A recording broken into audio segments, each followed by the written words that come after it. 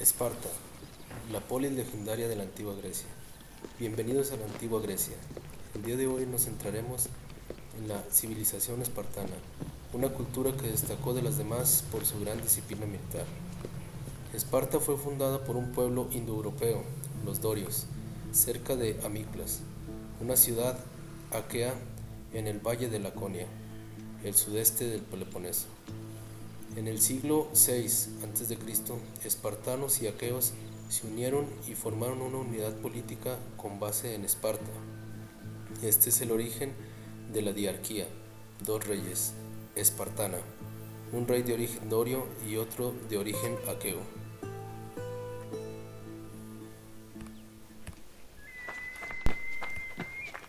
¿Cómo era su organización social?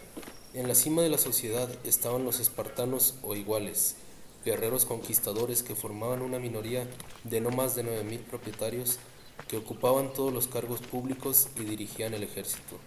El trabajo manual y de la tierra eran considerados indignos para ellos. Por debajo de los iguales estaban los periecos, los habitantes de los alrededores. Podían tener propiedades y casarse, pero no tenían derechos políticos. Eran comerciantes y artesanos. Debían pagar tributo y participar en el ejército. Finalmente, los iliotas, siervos, dedicados al cultivo de la tierra, que carecían de todo derecho, pero pertenecían al estado espartano, por lo que no podían ser vendidos ni regalados como esclavos. Permanentemente, los iliotas organizaban revueltas para salir de una situación de injusticia y eran violentamente reprimidos. ¿Cómo era su organización política? La monarquía estaba integrada por dos reyes que cumplían tareas honoríficas, dedicándose sobre todo a las ceremonias religiosas. En tiempo de guerra, uno de ellos dirigía el ejército. El verdadero poder residía en el eforado, un consejo de 5 funcionarios, los éforos, que controlaban la actividad de los reyes y de todos los funcionarios, movilizaban los ejércitos, administraban justicia y organizaban las actividades económicas. La Gerusia era un consejo de 28 hombres de más de 60 años. Equilibraba la relación entre los reyes y los éforos. Su función era legislativa, preparaba los proyectos de ley. La Gerusia decidía la guerra y la paz y poseía atribuciones judiciales en caso de homicidio. La Asamblea del Pueblo, o Apella, estaba integrada por todos los espartanos de más de 30 años. Se reunían todos los meses, trataban los asuntos políticos y podían aceptar o rechazar las propuestas de la Gerusia, pero no modificarlas. Además, elegían a los éforos. Un estado militar. Esparta era un estado militar.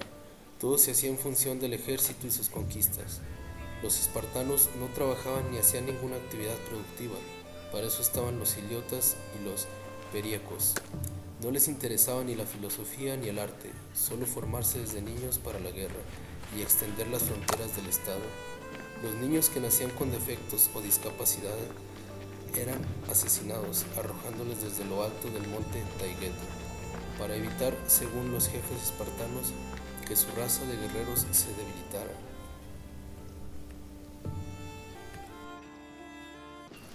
Nacimiento. El alumbramiento de un niño espartano conllevaba un rito, podríamos decir, de selección. El bebé era llevado por su padre al esge e inspeccionado por un consejo de sabios ancianos, la Gerusia, para juzgar su salud y fortaleza. Este punto incluía el discutido baño al recién nacido en vino. El contacto con el vino hacía que los niños enfermizos entraran en convulsiones y se desmayaran, de modo que los débiles podrían ser identificados para su eliminación. Si se destacaba que el bebé padecía de un defecto físico o mental, se lanzaba al vacío desde el monte Taygeto. Esta euganasia estaba destinada a crear varones fuertes que se convirtiesen en grandes guerreros. Podemos decir que se trata de un rito de iniciación, o más bien de transición para ser persona, pues al niño hasta pasar la prueba no era considerado como tal. La Agoge, el sistema educacional espartano, muy diferente del modelo convencional de la educación griega, era visto como la piedra angular de la entidad política. El entrenamiento militar y los deportes eran privilegiados por encima de cualquier otro tipo de aprendizaje, aunque las letras y la música no eran totalmente olvidadas. Era misión de la Agoge inculcar en los valores comunitarios, los cuales se situaban por encima de todo.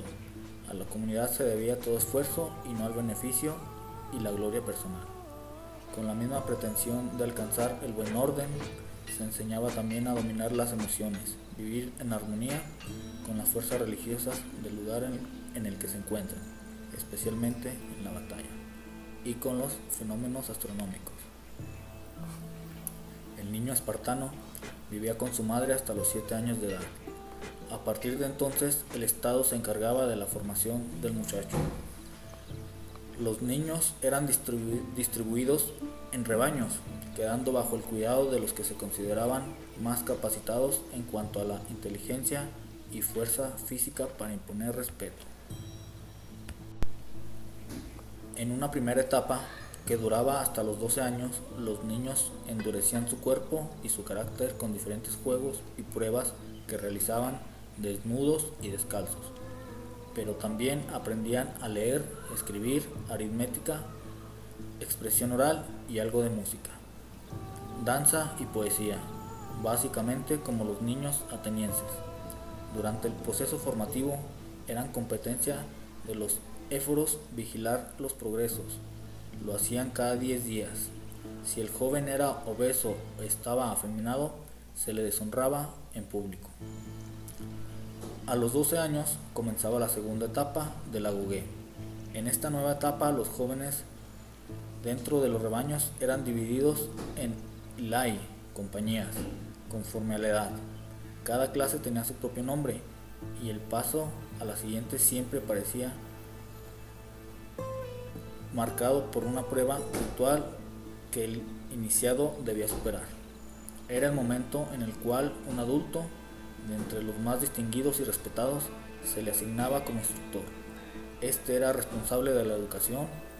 Le acompañaban unos jóvenes provistos de látigos para la función disciplinaria. En la tercera etapa, cuando entre los 14 y los 16 años el niño deja de serlo y se convierte en adolescente, se produce una toma de contacto con las instituciones cívicas. Se establecía un vínculo entre los adultos con plena capacidad política y los jóvenes. Estas solían acabar en relación de tipo homosexual. Pretendían ensalzar las virtudes viriles para fomentar que el joven escogiese un modelo a seguir. A partir de los 20 años se comenzaba la instrucción militar en el ejército en calidad de irenes. Podían acceder al banquete. Se les permitía entonces dejarse crecer el pelo y la barba, así como cuidar y conservar sus capas y armas. Eran un ejemplo de la próxima promoción e integración dentro del cuerpo cívico. La ciudadanía plena se conseguía a los 30 años, cuando se les permitía participar en la asamblea, incorporarse a la falange o política y aspirar a las magistraturas del Estado. En lo privado, podían casarse y hacer el uso de su lote de tierra. Cripteia. La cripteia era el rito el cual permitía al joven superar la barrera que les separaba de la edad adulta dando muerte a un hombre. No guardaba relación con el Agoge. Esta se encargaba de que los jóvenes hasta los 20 años, mientras que la cripteia la realizarían un hombre entre los 20 y 30 años, cuando ya están a punto de ser ciudadano de pleno derecho. Además, no todos realizaban la prueba, solo unos pocos elegidos podían participar, lo que da pie a pensar que se trataba de una selección natural de líderes para la sociedad espartana. Métodos de educación de Platón y Aristóteles. Por su parte, filósofos como Platón, Aristóteles y Sócrates escribieron sus propios modelos educativos. Platón Señalaba que el mejor tipo de educación era la antigua, que se concentraba en la música, la gimnasia, la aritmética, la geometría, la astronomía y la filosofía. Aristóteles, por su parte, acepta las 4 disciplinas de la educación griega: gramática, gimnasia, música y dibujo, y limita la enseñanza para los hombres libres, por lo que mujeres y esclavos eran excluidos. Por último, Isócrates centraba la enseñanza en la oratoria, entendía como el arte de convencer por medio de la palabra. Por último, la gimnasia, que ya se practicaba desde la educación arcaica, continuó siendo uno de los pilares de la educación griega. La generalización de la educación gimnástica llevó a los griegos a la creación de los Juegos Olímpicos, surgidos en el 776 a.C. En estos torneos, los jóvenes griegos competían para ver quién era el más fuerte, el más veloz o el más hábil en el manejo de un arma o técnica de lucha.